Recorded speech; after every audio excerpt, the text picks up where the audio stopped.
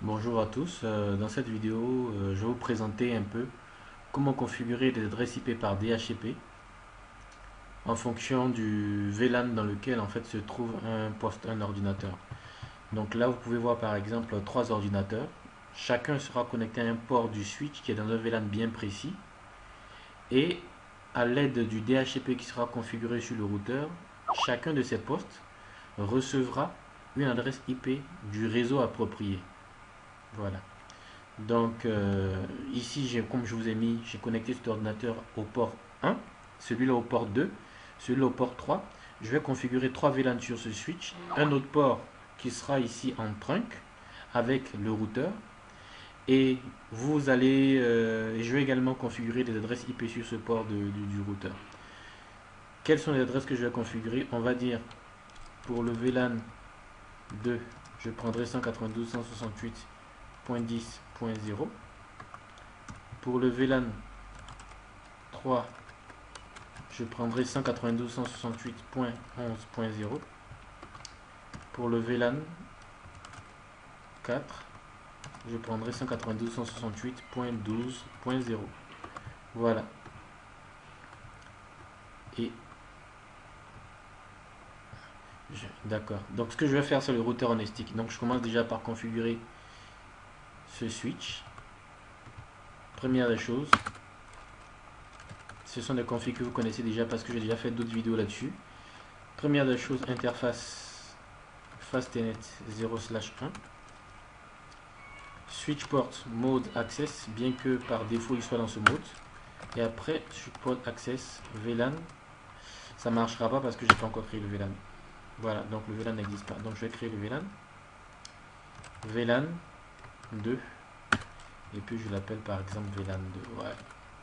Je fais exit et je rétape la même commande. Switch port access VLAN 2. Maintenant, c'est quoi ça?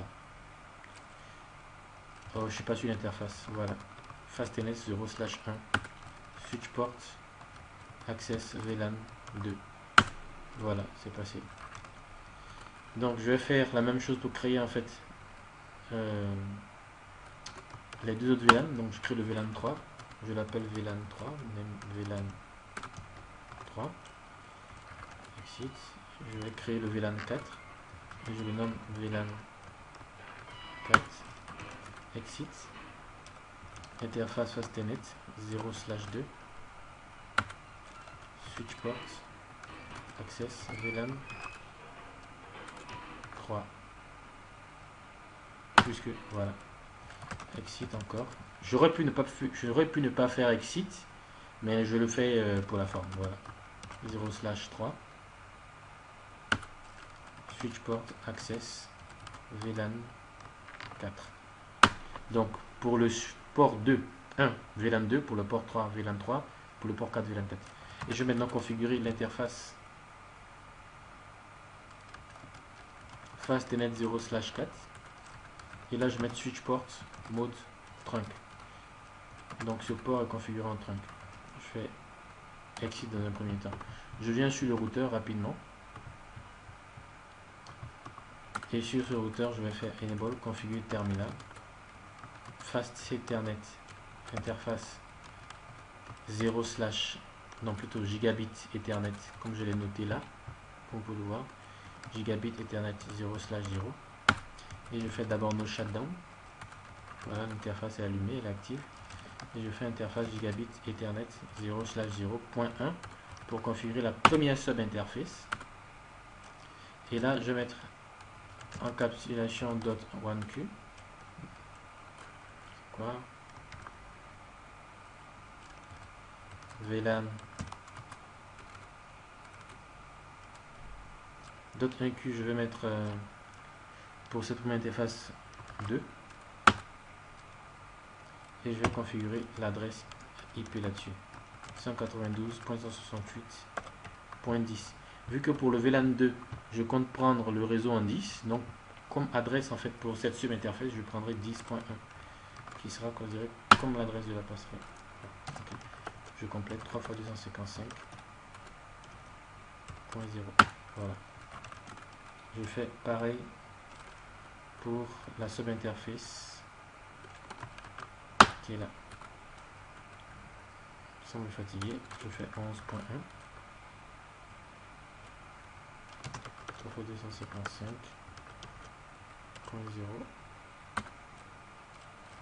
Encapsulation d'autres inclus d'abord. Voilà, je fais 3. Et je retape l'adresse 11.1. Je fais exit. Je retape l'interface. Et là maintenant je mets 0.3. Je fais ensuite encapsulation d'autres inclus. VLAN 4. Et je fais interface plutôt. Après l'encapsulation, je mets l'adresse, IP adresse 192.168.12.1. 3 fois 255.0. Une fois que c'est fait, je vais venir configurer maintenant 3 pools DHCP sur mon routeur. Donc le premier pool sera, pour le configurer, IP DHCP pool. Je vais l'appeler, c'est un nom comme cela, je vais mettre VLAN 2.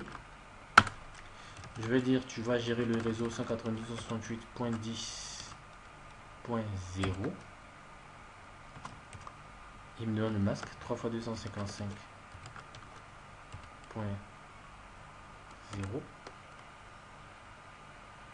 Voilà. Exit. Je configure IP DHCP pool VLAN 3. Je vais mettre le network et là je mets 11.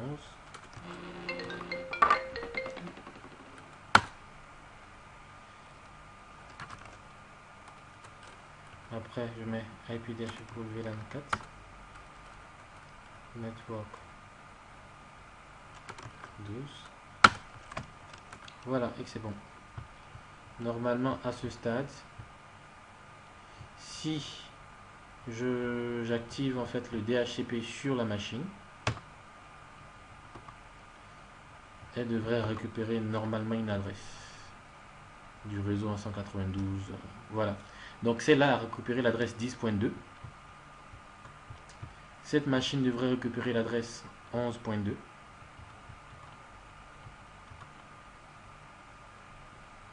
Voilà.